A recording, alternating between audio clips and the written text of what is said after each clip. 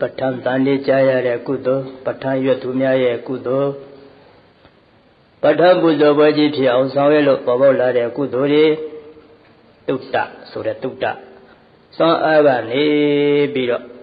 ရွတ်သူတွေနာသူတွေကြားသူတွေဆောင်ရွက်သူတွေပုဂ္ဂိုလ်မောမြောင်များစွာတည်းရဲ့သန္တာမှာကုသိုလ်တရားတွေပေါ်ပေါက်လာရဲ့တတ္တတိလတုတ္တစာကပညာ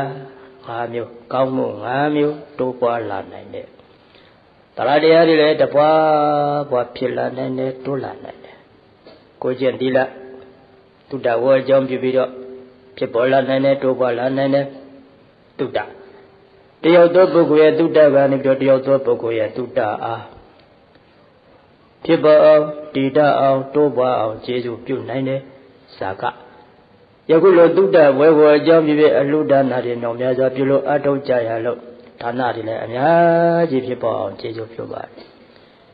မိမိတို့ရဲ့ဒါနထူးခြားချက်ကလေးကသာသနာအတွက်အကျိုးများသွားတယ်သာသနာကိုမိခိုးခွင့်ရတယ်ဒါကြောင့်အရေးတွေတောက်ပြောင်းတယ်စွန့်ကြက်တကအမျက်ရညဒါနဆိုတဲ့တရားတုတ္တကနေပြီးတော့ဒါနပေါ်ပေါက်လာအောင်လည်းကျေစုပြုတယ်ပညာရအောင်ယူတဲ့ပညာထိမ့်သိမ့်တဲ့ပညာအသုံးချတဲ့ပညာလို့ခေါ်ဆိုရတဲ့ပညာ၃မျိုးလုံးရအောင်တုတ္တကကျေစုပြုတယ်အဲ့လိုကျေစုပြုလို့ကုသိုလ်တွေပွားလို့လောကမှာကုသိုလ်တန်ဖိုးသိလေကုသိုလ်လို့ရတာပျော်လေးပဲဗျကုသိုလ်တန်ဖိုးနားလဲလေကုသိုလ်လို့ရတာပျော်လေးပဲဗျလူလောကကြီးကြည့်ပါဗျာဘယ်နေရာမဆိုငွေရေးကြေးရေးဆိုတာရှည်တန်းနေပြီးမှစကားပြောနေကြတာဗျဘယ်ကိစ္စမှမဆိုဘယ်နေရာမှမဆိုငွေရေးကြေးရေးဟာရှည်တန်းတင်းပြီးမှစကားပြောနေတဲ့အရာပါဒါလေးလိုချင်လို့ပါခင်ဗျဆိုတော့လည်းပေးပိုက်စာကျင်းငွေပဲတောင်းတာပဲ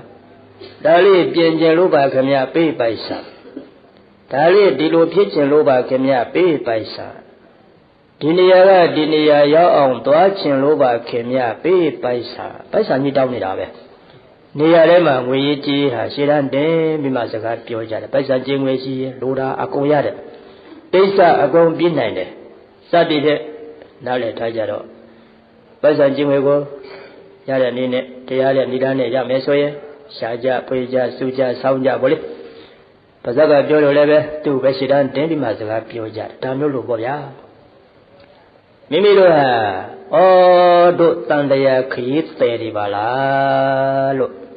ပြတ်သားစွာသိထားတဲ့လူတယောက်ကုသိုလ်ရေးကိုရှေ့တန်းတင်းပြီးမှစဉ်းစားရတယ်ဗျာငါဟာတန်တရားခရီးသည်တယောက်ပါလားဗုဒ္ဓသာသနာ့ရထားတဲ့အသိဉာဏ်ကိုအခြေခံပြီးမှစဉ်းစားတတ်တဲ့နိုင်ချိန်ချင်းချိန်တတ်တဲ့ပုဂ္ဂိုလ်ဟာ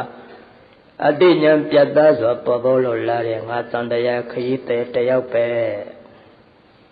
ကိုယ်လက်ထက်မှာပါရှိတယ်လေခန္ဓာရှိတယ်ပစ္စည်းရှိတယ်အတူချုပ်နှစ်ခုရှိတယ်ခန္ဓာရှိတယ်ပစ္စည်းရှိတယ်တော့အပိုင်ပေးထားတာတစ်ခုမှမပါကိုယ်ကအပိုင်တောင်းနေတာလေသူကအပိုင်ပေးမှမပေးပါနဲ့ကိုယ်မှာခန္ဓာရှိတယ်ပစ္စည်းရှိတယ်တော့အပိုင်ပေးထားတာတစ်ခုမှမရှိသူတို့ပြောပုံလေးကြည့်စမ်းကျွန်တော်တို့ခဏလာတာပါခင်ဗျကျွန်တော်တို့ဧည့်သည်တွေပါခင်ဗျကျွန်တော်တို့အချိန်တန်ပြန်ကြမှာပါခင်ဗျကံကောင်းတဲ့ခင်ဗျကူညီမလို့လာခဲ့ကြတာပါခင်ဗျအချိန်တန်ရဲ့ကျွန်တော်တို့အားလုံးပြန်ကြမှာပါခင်ဗျဟောဧည့်သည်တွေဆိုပဲအငှားတွေဆိုပဲကိုယ်လည်းဓမ္မခန္ဓာရှိတဲ့ပစ္စည်းရှိတဲ့သို့သောအပိုင်တစ်ခုမှမဟုတ်ခဏငှားထားတဲ့အငှားတွေခဏလာကြတဲ့ဧည့်သည်တွေဒီလိုဆိုရင်ငါတန်လျာခရီးသည်တယောက်ပါလားလို့ညာအမြင်ရှင်းပြီးမှနေတဲ့ပုဂ္ဂိုလ်တွေတန်လျာခရီးကနိဗ္ဗာန်မရောက်ခင်ရည်ရွယ်ချက်ဥတည်ချက်ရှိထားပြီးသားပုဂ္ဂိုလ်ဖြစ်ရင်တော့ဝေးကဝေးရှိကရှိကျမ်းကကျမ်းအစင်းတက်ကများအန္တရာယ်ကအလုံးပေါ်တန်လျာခရီးသည်တွေမှာခလုတ်တိုက်စရာက၄ခုရှိတယ်ဗျဖြစ်အိုနာသေးတဲ့ခလုတ်တိုက်ချော်လဲစရာကြီးက၄ခုရှေ့သွားရင်ခါပြန်ချော်လဲလို့ကမောက်ကမတွေဖြစ်ပြီးရှေ့မသွားနိုင်တာလည်းအများကြီးကြတန်တရားခီးတဲ့ဒီမှာစူးစရာစူးက၃ချောင်းလောဘရဲ့ဒေါသရဲ့မောဟရဲ့ရှေ့သွားရင်နဲ့လမ်းရောက်တော့စူးစူးကြရှေ့မသွားနိုင်တော့မတွင်းကြတော့ဘူး စုနှုတ်နေရတာနဲ့ကိုကမောက်ကမတွေဖြစ်လို့တန်တရားခေတ္တတွေမှာလမ်းခေမှာမိစရာညိစရာညှောကွန်းကနှစ်ချောင်းအဝိဇ္ဇာနဲ့တဏှာညှော့ကင်းကြီးဝင်တက်နေပြီလို့ညိလို့ခြားလဲနဲ့ရှေ့သွားရင်လည်းနောက်ပြန်ရောက်ကမောက်ကမတွေဖြစ်ရအဲ့လိုဆိုတော့ရှိရရှိကျမ်းကကျမ်းအစဲအတိတ်ကများအန္တရာယ်ကအလွန်ပေါ်ဒီလိုတန်တရားခီးရှိကြီးမှာဒါနရိက္ခာထုတ်တလောက်ပါမစိတ်အေးရမှာအစင်းစားလို့မဖြစ်ဘူးလေဒီတန်တရားခီးရှိကြီးမှာဒါနရိက္ခာထုတ်တလောက်ပါမလုံလောက်မဲ့စိတ်အေးရမယ်ဒီတန်တရားခီးရှိကြီးမှာသီလစွမ်းအားကတလောက်ပါမစိတ်အေးရမှာသမာဓိဝိပဿနာဆိုတဲ့ဘောကောင်းတွေကတလောက်ပါမစိတ်အေးရမှာဉာဏ်ရှိသူကတော့လေးနဲ့စဉ်းစားရတယ်ဗျာမနေ့ပြန်အတွက်တောင်မှတွေ့ရချက်ရစဉ်းစားရသေးတယ်ဆိုတော့ဒီခရီးရှိအတွက်မစဉ်းစားလို့မရတော့ဘူးနောက်နှစ်အတွက်တောင်မှစဉ်းစားကြရသေးတယ်ဆိုတော့တန်တရားခရီးရှိအထိနောက်ဆုံးဘဝလွတ်မြောက်ရေးအထိဧကန်စဉ်းစားကြရတယ်ဒါကြောင့်မဟာတန်တရားခရီးတဲ့တယောက်ပါလာလို့သိထားတဲ့ပုဂ္ဂိုလ်ဟာကုသိုလ်ရေးရှေ့တန်းတင်စဉ်းစားရတယ်ဒါကြောင့်ပရိသတ်ပေါင်းသူတော်ကောင်းတွေကုသိုလ်ရေးရှေ့တန်းတင်စဉ်းစားနေကြလို့ပဲယခုလိုဒါနတွေလုပ်ရတာပြောလို့ဝေယဝိဇ္ဇာတွေလုပ်ရတာပြောလို့ကုသိုလ်တန်ဖို့တိလေကုသိုလ်ရပြောတာပေါ့ပိုက်ဆံတန်ဖို့တိတဲ့ပုဂ္ဂိုလ်ပိုက်ဆံရပြောမှာပေါ့ကုသိုလ်တန်ဖို့တိသူကုသိုလ်ရတော့ပြောကြမှာပေါ့ယခုလိုဒီလိုကျင့်သုံးကြရတာပဲယခုလိုတရားနာကြရတာပဲပဋ္ဌာန်းတရားတွေနာကြရတာလေယခုလိုအတိပညာရအောင်ကျိုးစားအထောက်နေကြရတာပဲပြောလို့ကုသိုလ်တန်ဖို့နားလည်ထားလို့ပါ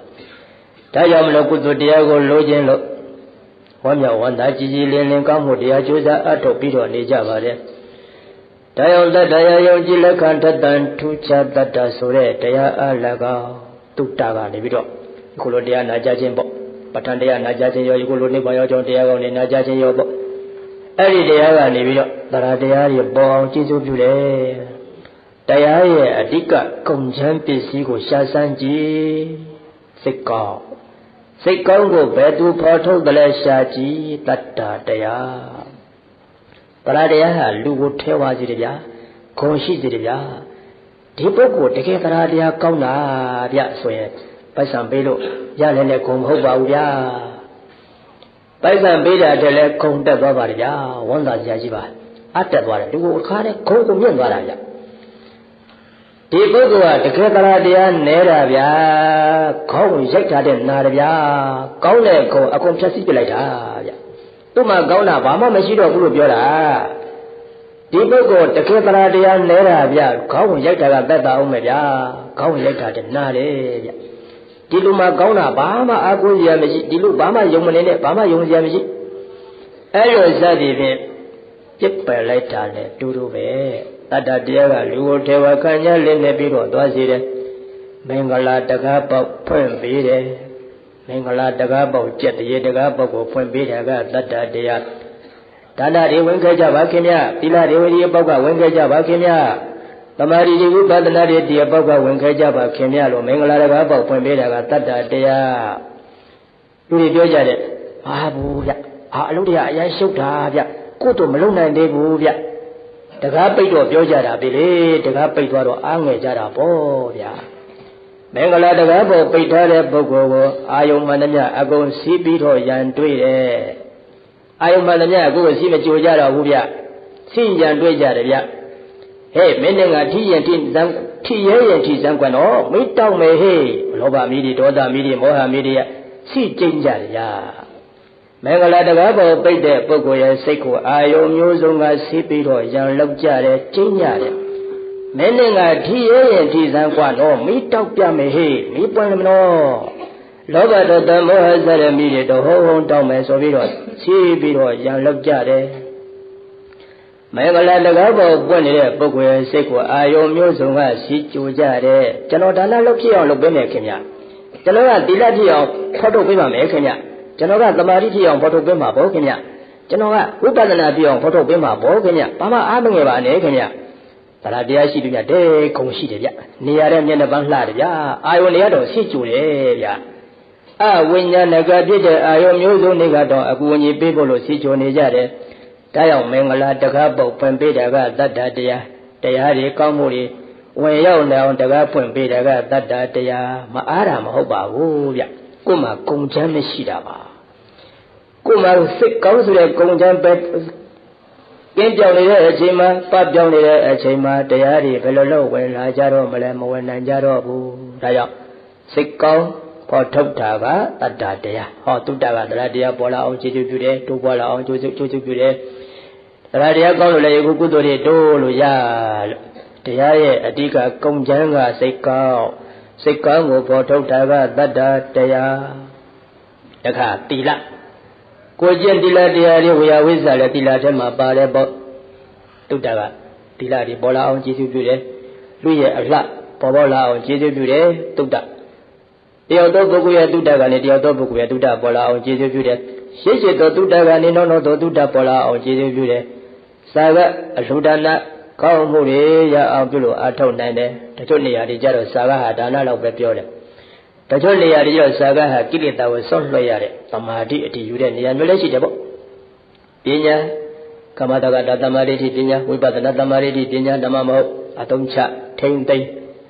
ရအောင်ယူတဲ့ပညာထိမ့်သိမ့်တဲ့ပညာအသုံးချတဲ့ပညာဆိုတဲ့ပညာစွမ်းအားပေါ်လာအောင်ကျေကျူးပြုတဲ့ပညာဆိုတာကောင်းတွဲပဲမဂ်ရင်၈ပါးထဲမှာသမ္မာဒိဋ္ဌိဆိုတာကောင်းတွဲဗျမိမိတို့အိမ်မှာနေ့စဉ်လုပ်နေကြတဲ့ဇာဝနေရဇီးပွားရေးလူမျိုးရေးအလုပ်တွေဆိုတာကဘာနဲ့တူတယ်လဲဆိုတော့ဘူတာကြီးမှာရထားတဲ့ယထာတွဲကြီးနှစ်တွဲနဲ့တူတယ်လူစည်းတွဲနဲ့ကုံတင်တွဲလူစည်းတွဲနဲ့ကုံတင်တွဲကြီးလို့ခေါ်ရတဲ့ယထာတွဲကြီးနှစ်တွဲနဲ့တူတယ်ဟောဘူတာကြီးမှာဆိုကြပါစို့ရယထာတွဲကြီးနှစ်တွဲတစ်တွဲကလူစည်းတွဲလူကအပြည့်ပဲတင်ထားပါတယ်တစ်တွဲကကုံတင်တွဲကုံပစ္စည်းတွေအပြည့်ပဲသို့တော်ယထာတွဲကြီးရထားတယ်ဘာလို့ရထားလဲမေးလိုက်တော့ခေါင်းတွဲမလာသေးလို့တဲ့ခေါင်းတွဲစောင့်နေတယ်ဆိုပဲတချို့ခီးတဲ့တွေကတပွားပွားမေးနေတယ်ဘယ်လိုလဲယထာမထွက်သေးဘူးလားယထာမထွက်သေးဘူးလားဆိုတော့ခေါင်းတွဲမလာသေးဘူးဗျအဲ့ဒါမျိုးလို့ပေါ့မိမိတို့အိမ်ထဲမှာနေစဉ်ခန္ဓာနဲ့မကင်းတယ်လို့လုပ်နေကြတာအလုပ်တွေမှန်သမျှပြီးဘုဒ္ဓကြီးမှာယထာတဲ့ယထာတွဲကြီးနှစ်တွဲနဲ့တူတယ်ရပ်ထားရတယ်ရက်ဆိုတာအလုတ်ရတာပြောတာမဟုတ်စွမ်းအားရပ်တန့်နေတာပြောတာစွမ်းအားတွေရပ်တန့်နေတယ်မနေ့အေးရထားပြီစိတ်ပါမပါလေးခန္ဓာကတာဝန်ပေးလို့ရမှာပေါ့တော်တန်နေမကောင်းမနာနိုင်ဘူးဗျာခန္ဓာကတာဝန်ပေးလို့ရမှာပေါ့တောင်ပဲစိတ်ကူပေါက်တောင်ပဲထားပြလိုက်မင်္ဂလာတကားပေါက်ရလို့မဟုတ်တော့ဘူးမြောက်ပဲစိတ်ကူပေါက်မြောက်ပဲထားပြလိုက်မင်္ဂလာတကားပေါက်တဲ့ပြင်းနိုင်စွာလည်းမရှိတော့ဘူးဒီတော့ပူလောင်ရှုပ်ထွေးစွာနဲ့ပြည်လွှတ်ရုံကန်ရှားဖွေးဟောညပဲရောက်စင်းချုပ်ကြည့်အာကိုစရာအငိုတိအကြောက်ပြေအပူငင်းစင်းနဲ့တတ်တိတွက်ချက်ကြည့်ဘာတကုမှမရလက်ကြံမရှိတဲ့ကုံသာသွားတဲ့လက်ကြံမရှိအဲ့လိုကိုကဲတင်နိုင်တဲ့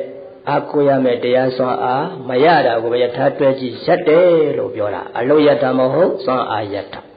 တပတ်ကုံသွားလဲအာကိုစရာမလားဥဒါကလာတိုးလာတယ်လေဥဒါကတော့ရထားလို့မှမရပဲအပြည့်တန်းအိုးနေတာပဲ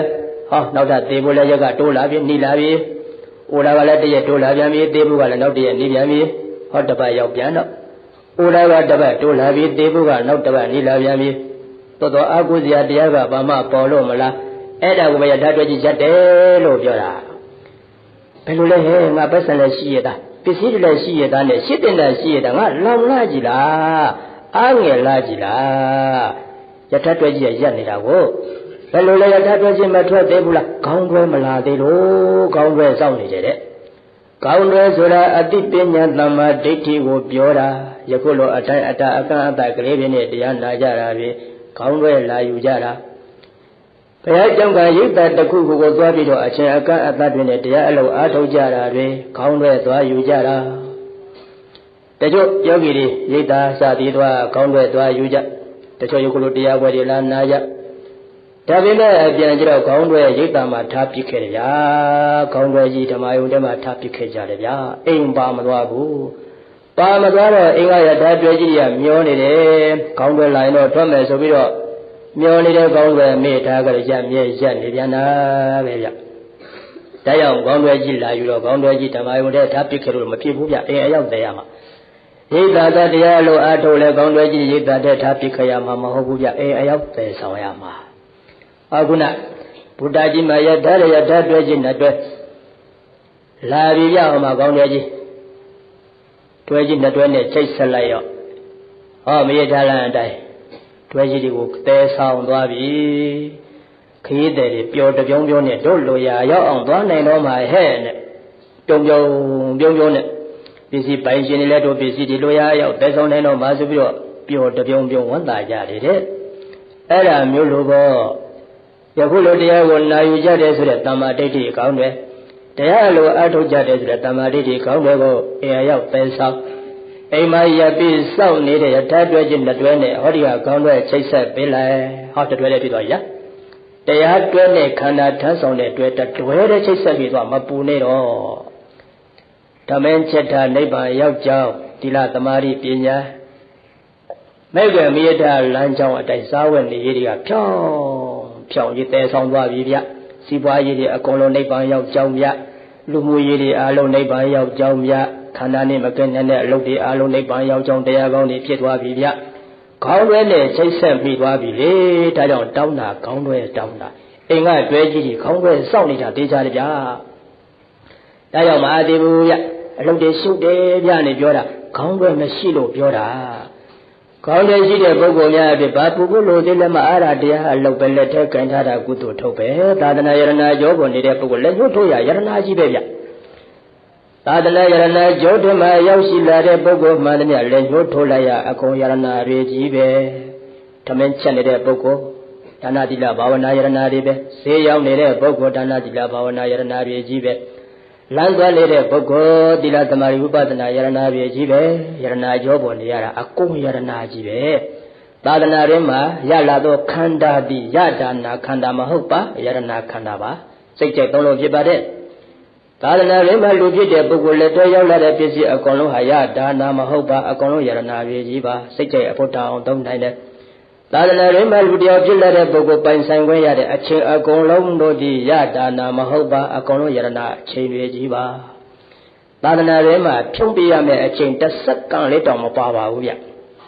သာသနာ့ရင်းမှာခန္ဓာဟာအလကားဖြုံးရမယ့်ခန္ဓာမဟုတ်ပါဘူးဗျသာသနာ့ရင်းမှာရတဲ့ပစ္စည်းအလုံးအလကားဖြုံးပြရမယ့်ပစ္စည်းတရားတစ်ချက်မှမပါပါဘူးဗျကုံသွားတဲ့ထိကမကုံနိုင်တဲ့တရားအကုန်ကြံရမှာပါဗျအချိန်လဲဟာလဲအဘုဒ္ဓအချိန်ကြီးပဲလောကမှာအခါဘေးပုဂ္ဂိုလ်များကအခါတတ်မှတ်ပြီးတယ်လေအိမ်ဘယ်နှချတို့စသည်ဖြင့်ကိစ္စကြီးငယ်ပေါ်လာတဲ့အခါမှာမနေ့ပိုင်းဆို9နာရီ9မိနစ်9စက္ကန့်အချိန်မင်္ဂလာစံတော်ချိန်မှာခင်ဗျာစသည်ဖြင့်ပေါ့ဗျာလောကီနေ့ဒီနဲ့တတ်မှတ်ပြီးတော့မင်္ဂလာစံတော်ချိန်ကျင့်ကြကြတယ်ဗျ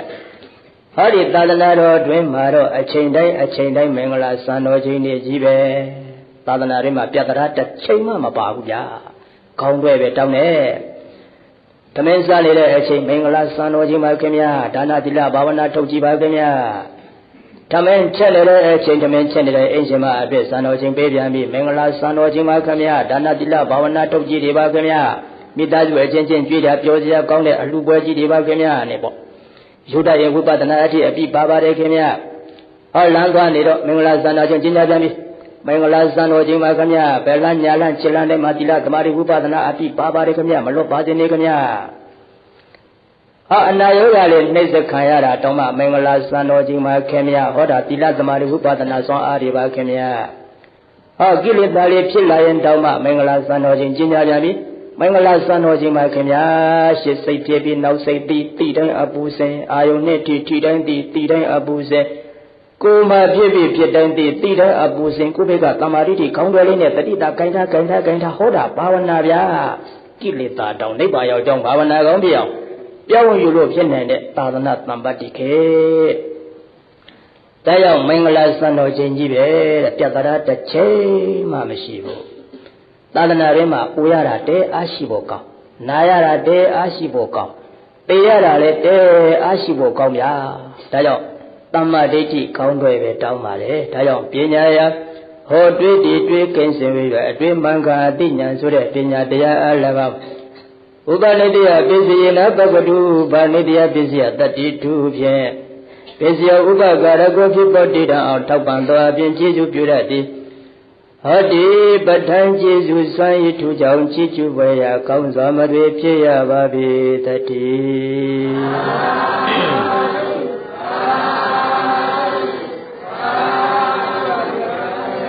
ပဋ္ဌာန်းဆိုတာပင်လေ၄ပါးတည်းမှာတစ်ပါးအပါဝင်ပင်လေကျယ်ဝန်းတဲ့ပင်လေ၄မျိုးရှိတယ်တစ်ကအဆုံးမတင်အစမတင်ဆုံးမမြင်ပြန်ယုံနံခန္ဓာတန်တရားခန္ဓာမြစ်ပင်လေတန်တာရတာကတော့ခန္ဓာပင်လေလို့ခေါ်ပါတယ်ဟောဒီခန္ဓာယုံနံနေဘယ်တော့မှအစခဲ့တယ်ဆိုတာအစလည်းမရှိတရားအလုံးမလုပ်တဲ့ပုဂ္ဂိုလ်ဘယ်တော့ဆုံးမဲလို့အဆုံးဆိုတာလည်းမှန်းလို့မရအစမတင်ဆုံးမမြင်ပြန်ယုံနံခန္ဓာတန်တရားခန္ဓာမြစ်ပင်လေအဝိဇ္ဇာတဏှာတဲ့မျောနေတဲ့ခန္ဓာတောင်ဘက်သွားမှသွားမယ်လို့လည်းမှန်းမရမြောက်ဘက်သွားမယ်လို့လည်းမှန်းမရ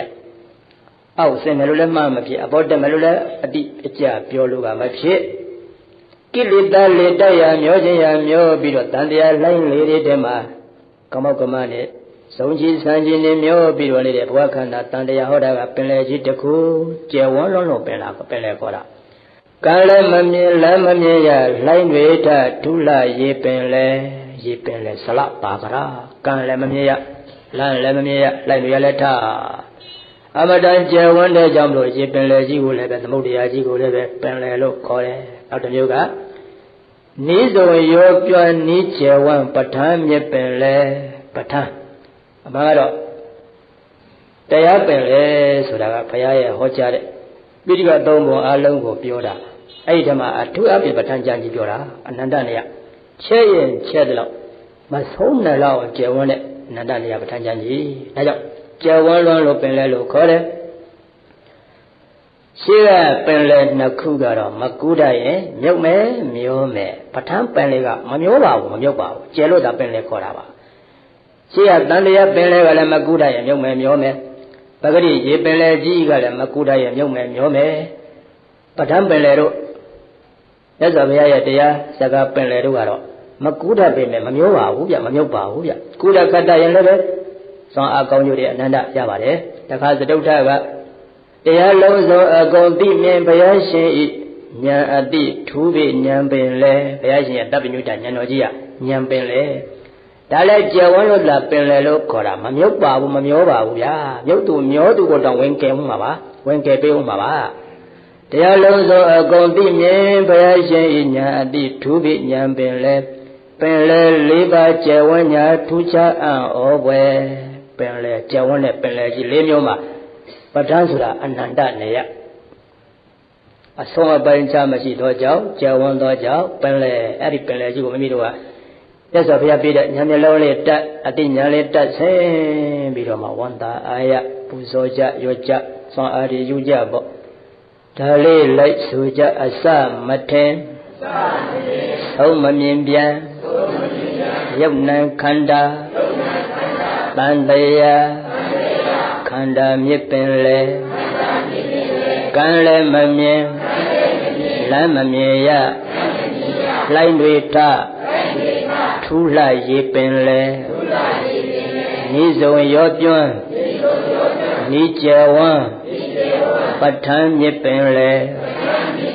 တရားလုံးစုံအကုန်သိမြင်ဘုရားရှင်ဤဉာဏ်အတိထူးပြီးဉာဏ်ပင်လေပင်လေ၄ပါးကျယ်ဝန်းညာထူးခြားအံ့ဩပွဲအစမထင်ဆုံးမမြင်ပြန်ယုတ်နံခန္ဓာတန်တရားခန္ဓာမြစ်ပင်လေကံလည်းမမြင်လမ်းမမြင်ရလိုင်းတွေထထူးလှမရေပင်လေနီးစုံရောပြွန်းနီးကျယ်ဝန်းပဋ္ဌာန်းမြစ်ပင်လေတရားလုံးစုံအကုန်သိမြင်ဘုရားရှင်ဤဉာဏ်အတိထူးပြီးဉာဏ်ပင်လေပင်လေ၄ပါး ကျေဝညာထူးခြားအံ့ဩဖွယ်အစမထင်သုံးမမြင်ပြန်ယုတ်နံခန္ဓာအန္တရာခန္ဓာမြစ်ပင်လေကံလည်းမမြင်လမ်းမမြင်ရလှိုင်းတွေထထူးလှရေပင်လေဤစုံရောကျွမ်းဤကျဝမ်းပဋ္ဌာန်းမြစ်ပင်လေတရားလုံးစုံအကုန်သိမြင်ဘုရားရှင်ဤဉာဏ်အတိထူးပိဉာဏ်ပင်လေပင်လေ၄ပါးကျေဝညာထူးခြားအံ့ဩဖွယ်ဟိုးရှိတော့ကမဟာဂတိကမိယဒိဋ္ဌတတ္တဆိုတဲ့ဆရာတော်ဘုရားကြီးတစ်ပါးဒီဘုရားနေပြီးတော့အိန္ဒိယမဟာဗောဓိပင်ဖူးဖို့လို့နှစ်ထပ်သင်္ဘောကြီးနဲ့ပင်လယ်ကြီးကိုဖြတ်ပြီးမှကြွတော်မူတယ်သင်္ဘောဂျုံနဲ့ကြွတော်မူတယ်သင်္ဘောအပေါ်ထက်ကစီးပြီးတော့သွားလိုက်တာပင်လယ်အလယ်ပိုင်းရောက်သွားတယ်နောက်ပြန်လှည့်ကြည့်လဲဘာမှမမြင်ရတော့ဘူးရှေ့မျောကြည့်လဲဘာမှမမြင်ရဘူးဘေးလှည့်ကြည့်လဲဘာမှမမြင်ရဘူးအပေါ်မော့ကြည့်လဲကောင်းပြီမဲ့အောက်ငုံကြည့်တဲ့ရေပဲရှိရေလည်းငြိမ်ငြိမ်လေးတွေမဟုတ်ဘူးလှိုင်းနေထားလိုက်တာတခါလဲလှိမ့်ပြီးတော့ထားတဲ့လှိုင်းကြီးတွေတခါလဲရေပြင်ကြီးမှာပန်းမွေးနေခင်းထားတယ်လို့ပဲအဲ့လိုရေးကြီးပဲမြင်နေရဉာဏ်ရှိတဲ့ပုဂ္ဂိုလ်များရလေတွေ့တဲ့အာယုံကတရားကြီးပဲဒါကြောင့်ခုနပြောတဲ့သမ္မာဒိဋ္ဌိခေါင်းတဲ့ရဒါပြောတာပေါ့ခေါင်းတွေပါသူအတွေ့ကတော့ဘယ်သွားတဲ့ရထားကြီးပဲဗျာတရားလမ်းအတိုင်းကိုယ်ကိုချမ်းသာအောင်ဆောင်ရွက်ပေးနိုင်တဲ့အင်အားရအောင်ယူနိုင်တာကြီးပါပဲဒါကြောင့်ဆရာတော်မဟာဂတိကမိယဒိဋ္ဌတတ္တဆရာတော်ဘုရားကြီးကလည်းပဲကိုယ်မှာရှိတဲ့သမ္မာဒိဋ္ဌိမျက်လုံးနဲ့ပလယ်ကြီးကိုကြည့်လိုက်တာပဲကြည့်ကံလည်းမမြင်ရဘူးလမ်းလည်းမမြင်ရဘူးလှိုင်းလုံးကြီးတွေတကားတည်းထပြီးတော့မှလှိမ့်ပြီးတော့သွားနေကြတာဒါတွေပဲမြင်နေရတယ်မြင်နေရတော့ဆရာတော်ဘုရားကြီးကပဋ္ဌာန်းကျမ်းကိုအမတ္တမလေ့လာမှုများတော်မူတယ်ပဋ္ဌာန်းကျမ်းအလွန်အလေ့လာများတဲ့ဆရာတော်ကြီးပဋ္ဌာန်းကျမ်းအမတ္တမကျွမ်းကျင်စွာလေ့လာထားတဲ့ဆရာတော်ကြီးရေတွေကြည့်ပြီးတော့ပလယ်ကြီးကြည့်ပြီးတော့အသိဉာဏ်ပေါ်လာတယ်။ဩပလယ်ကြီးကျက်လိုက်တာ။လုံးလုံးကြီးတွေလည်းအကုန်လိုက်တာ။ကောင်းပြီဟောဒီငါမြင်နေရတဲ့ပင်လယ်ကြီးကပဲကျယ်ဝန်းသလား။ဟာအခုမြင်နေရတဲ့ပင်လယ်ရဲ့လှိုင်းကြီးတွေကပဲပြင်းထန်သလား။ရသဗျာဟောကြားတော်မူတဲ့ငါလေ့လာသင်ယူထားတဲ့ပဋ္ဌာန်းကျမ်းကြီးကပဲအကောင်းသလားပဋ္ဌာန်းကျမ်းကြီးကပဲကျယ်ဝန်းသလား။ကိုဟာကိုအသိစိတ်နဲ့မေးကိုဟာကိုအဖြစ်ထုတ်မယ်။ဘာအခုမြင်နေရတာကပဲလေးတာဘယ်ဘက်ကိုပဲကြည့်ဘာဆိုဘာမှမမြင်ရအောင်ကံလည်းမမြင်လမ်းလည်းမမြင်ရအောင်ပယ်လေကြီးသိကျယ်ဝန်းတယ်။ကျယ်ဝန်းလို့လိုင်းသေးလေးတွေလည်းထလို့နေတယ်။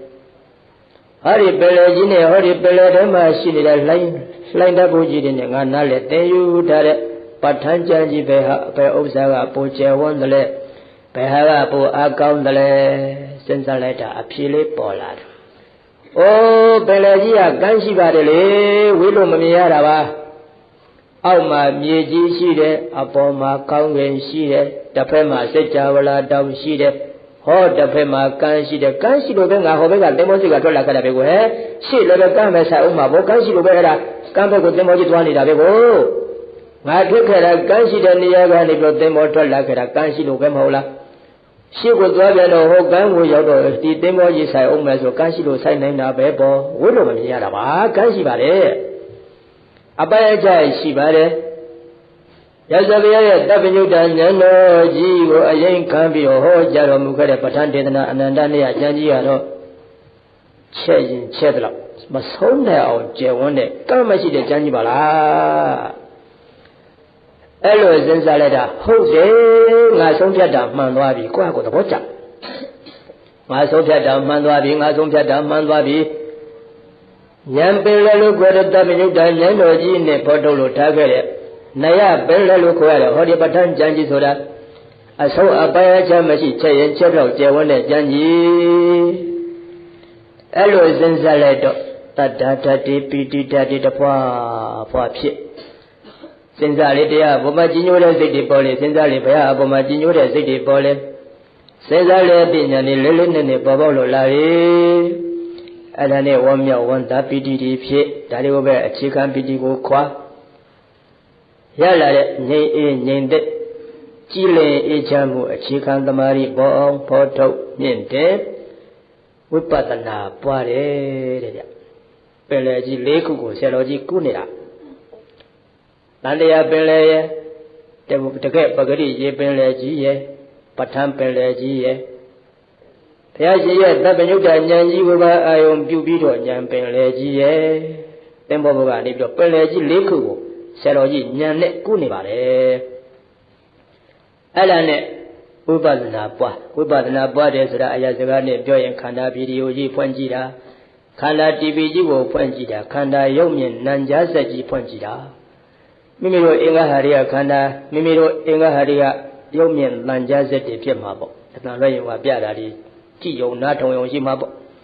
ဘုဒ္ဓတတို့လည်းပါခြင်းပါမယ်ပေါ့အပြင်ပြေတာလည်းပါခြင်းပါမယ်ပေါ့ကိုယ်အကြောင်းတော့သိခြင်းမှသိမှလေခေါင်းတွေကပါမှာမဟုတ်ပဲ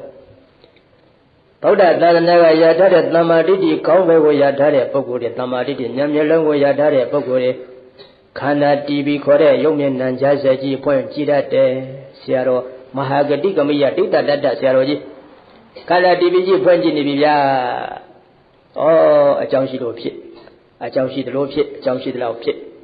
ယုံနာအစုပဲရှိပါလားခန္ဓာကလည်းပြနေတာပဲလေကျွန်တော်တို့မှာယုတ်ပဲရှိပါတယ်ခင်ဗျနာမည်ရှိပါတယ်ခင်ဗျငါတို့ငါဟာတို့ကျွန်တော်တို့တည်းမပါပါဘူးခင်ဗျဒါတွေကစကားပါခင်ဗျတကယ်ရှိတာကျွန်တော်တို့မယုံနဲ့နာမည်ရှိပါတယ်ခင်ဗျအကြောင်းရှိသလိုအကြောင်းရှိသလောက်အကြောင်းရှိလို့သာပေါ်နေကြရပါလားပေါ်နေကြရပါတယ်ခင်ဗျအကြောင်းမဲ့မိုးဘောကသူဟာသူလာကြလာတာတခုမှမပါပါဘူးခင်ဗျဖြစ်လာလို့လည်းကန့်တတ်ခြင်းလေးနေပြအချင်းစီတော့ဟောလို့ပြရပါတယ်ခင်ဗျပြတ်တော်လဲနှိမ့်ဆက်ကြရပါတယ်ခင်ဗျာကျွန်တော်တို့မှာတာဝန်အရနှိမ့်ဆက်ရတာခင်ဗျာစိတ်တော်မရှိပါနဲ့ခင်ဗျာသာသနာအခန္ဓာကိုကြန့်ခံပြီးအသုံးချပါခင်ဗျာဆိုင်ဝိတ္တပေးပြီးတော့အပိုင်ပေးတာတခုမှမပါပါဘူးခင်ဗျာခန္ဓာ TV ကြီးဖွင့်ပြတာလေပဋ္ဌာန်းလိလာထားတဲ့ဆရာတော်ကြီးကဟုတ်တယ်ခန္ဓာဉာဏ်ဆိုင်သူတံပညာယဥပနိတယပစ္စယေနပစ္စယောပညာလက်တွေ့တော့ခန္ဓာရဲ့အရှိဒီညောင်ကြည့်လို့ရတယ်ဩဟိုကလိုင်းလုံးကြီးတွေထလိုက်အောက်ပြောက်သွားလိုက်ထလိုက်ပြောက်သွားလိုက်အမျိုးမျိုးပြောင်းလဲနေတယ်လို့ပဲ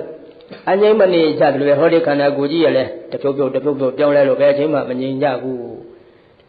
တန်တရားခန္ဓာပင်လေကြီးအမြဲတမ်းတလှုပ်တရွာနေပြောင်းလဲနေတာပါလားတေချာကြည့်အစွဲတွေရောအစွဲတွေပြုတ်စိတ်နဲ့အပူကွာဝိပဿနာဉာဏ်နဲ့ရဲ့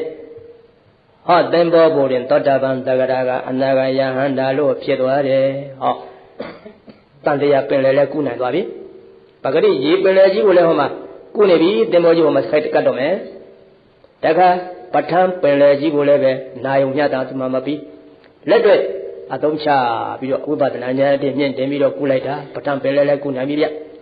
မိမိကိုယ်တိုင်ကသဗ္ဗညုတဉာဏ်ရတာမဟုတ်တော့လဲဘုရားရှင်ရဲ့သဗ္ဗညုတဉာဏ်အာယုံပြုပြီးတော့မှပဋ္ဌာန်းနဲ့ဆက်သွယ်စဉ်းစားတာဖြစ်တော့ကြောင့်ဉာဏ်ပင်လေလည်းပဲကူးတယ်လို့ဆိုနိုင်တာပါပဲပင်လေကြီး၄ခုတပြိုင်တည်းကူးပြလိုက်တာယဟန္တာဖြစ်သွားတယ်သောဒုမဟာဂတိကမိယဒိဋ္ဌတတ္တဆရာတော်ဘုရားကြီးဒီဝိပဿနာဘာဝနာကိုဝတ္တထွာတိုးပွားစီပဲအရဟတေကိလေသာကုန်ခန်းတဲ့ယဟန္တာဖြစ်၌ပဋိဋ္ဌတိကောဝမတရေတိခဲ့ပါဘိရောတတိ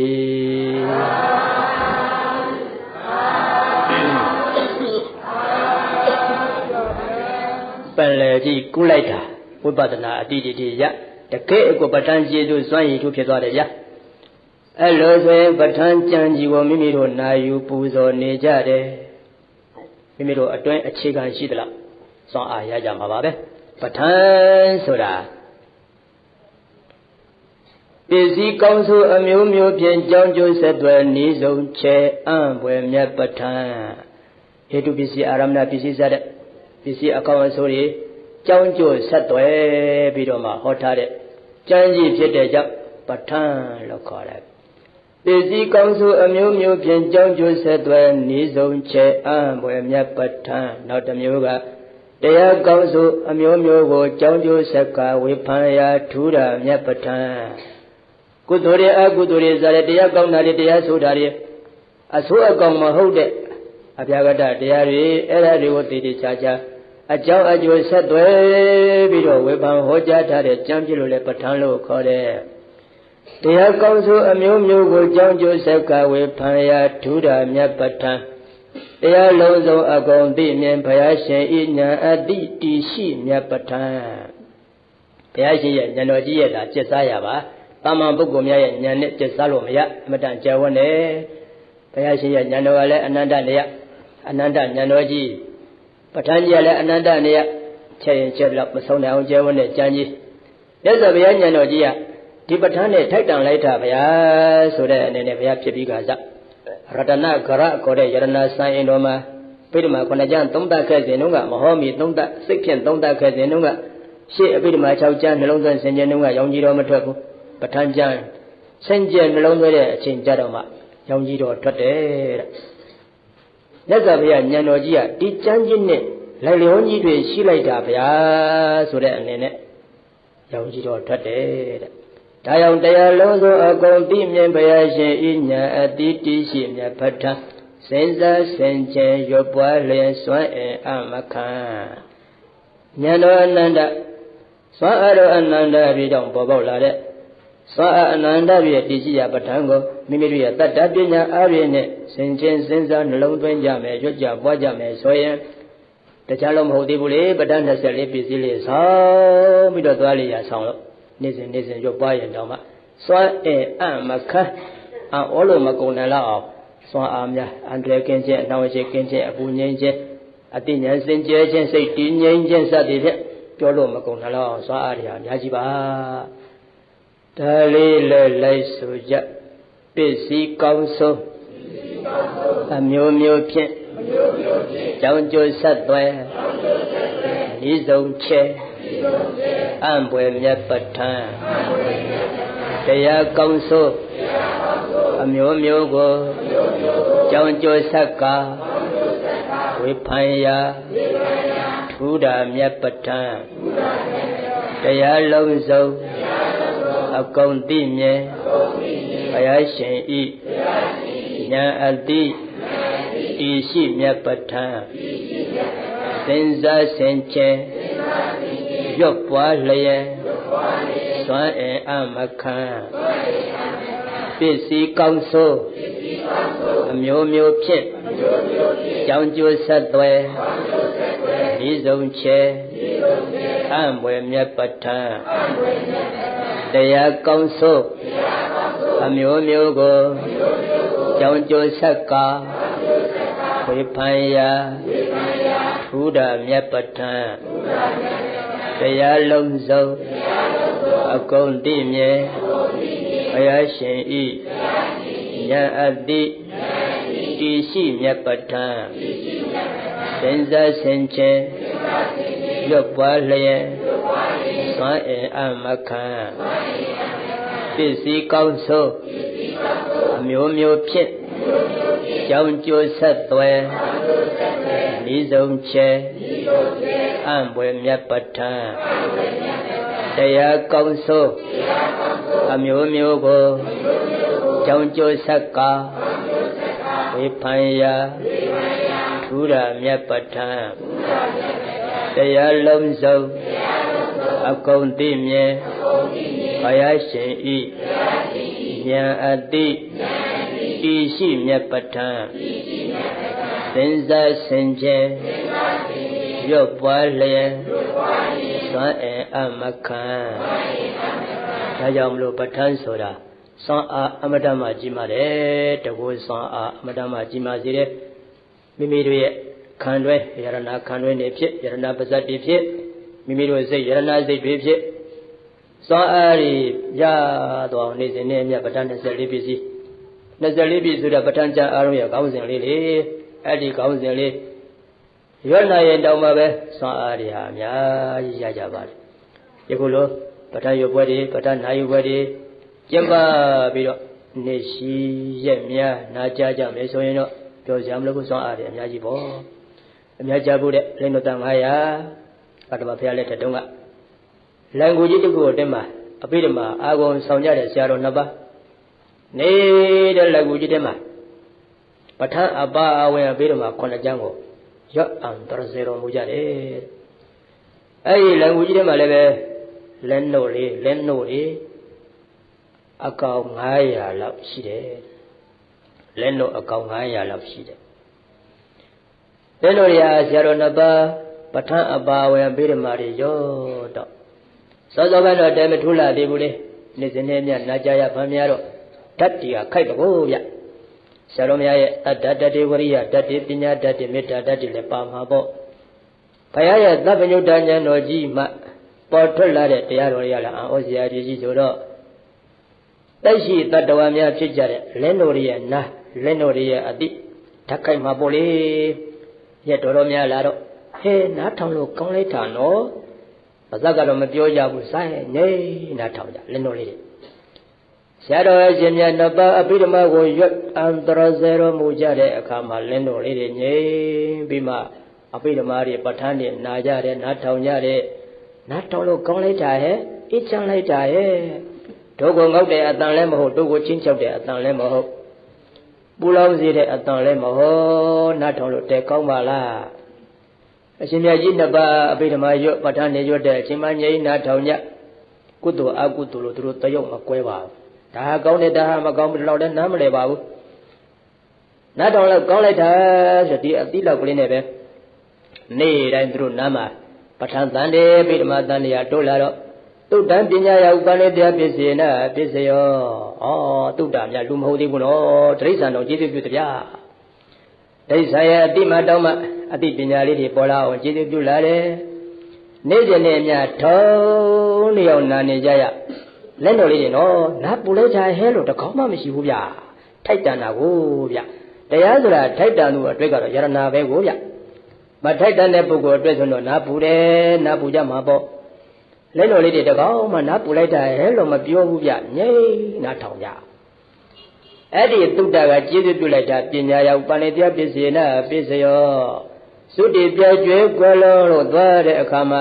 လက်တော်900လုံးအကုန်လုံးနတ်ပြည်ကိုရောက်တယ်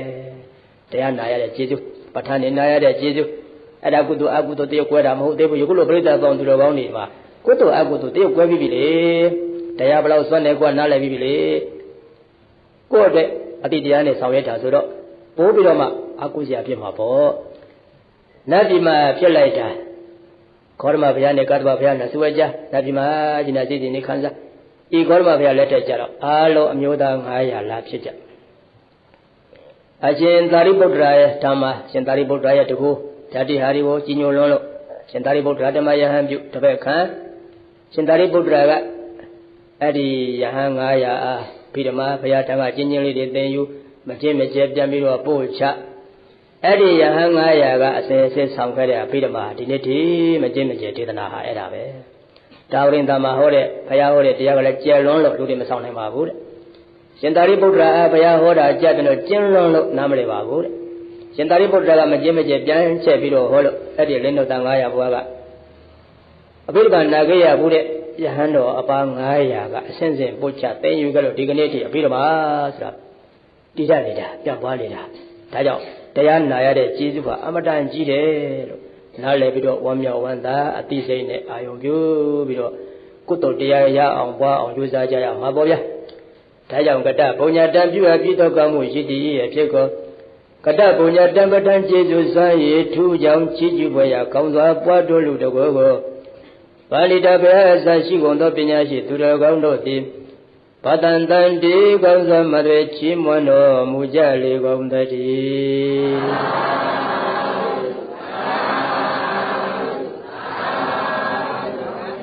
ကဲတဏှာယီပြပါပြီဗျာ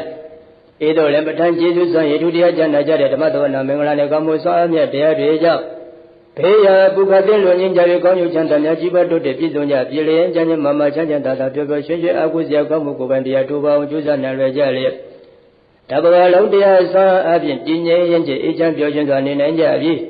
မဟာဂတိကမိယတိတ္တတတ္တဆရာတော်ဘုရားကြီးတို့ဝန်စားရာအသင်္ကတ္တနိဗ္ဗာန်မြောက်ကိုလွယ်ကူသောအကျင့်လိမ့်မြတ်သောအတိညာဖြင့်အရဟတဘောပေါမျက်မှောက်ပြုလွယ်ရလွယ်နိုင်ကြပါစေကုန်တည်း